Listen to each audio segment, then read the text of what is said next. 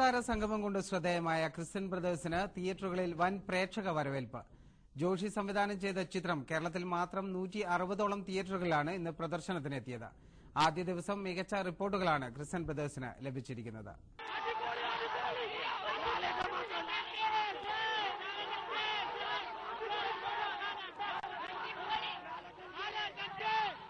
തിയേറ്ററുകളിലേക്ക് പ്രേക്ഷക പ്രവാഹം.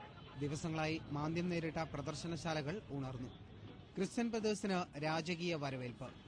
സ്ക്രീനിൽ പ്രത്യക്ഷപ്പെട്ട മൂർത്തികൾക്ക് ആരാധകരുടെ ഗ്രൂപ്പ് തിരിഞ്ഞ കയ്യടി. പിന്നെ സൂപ്പർ ഡയലോഗുകളും ഗാനങ്ങളുമൊക്കെയായി ക്രിസ്ത്യൻ ബ്രദേഴ്സിനൊപ്പം ഉത്സവത്തിമിർപ്പ്.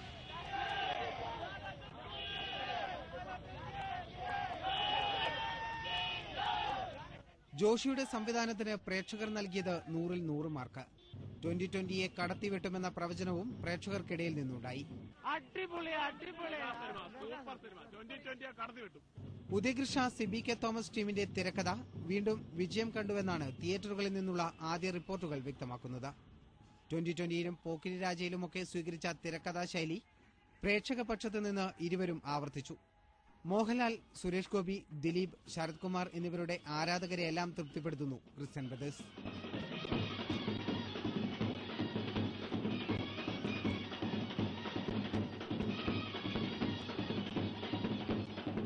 കേരളത്തിൽ 160ഓളം തിയേറ്ററുകളിലാണ് ക്രിസ്ത്യൻ ബ്രദേഴ്സ് റിലീസ് ചെയ്തത്.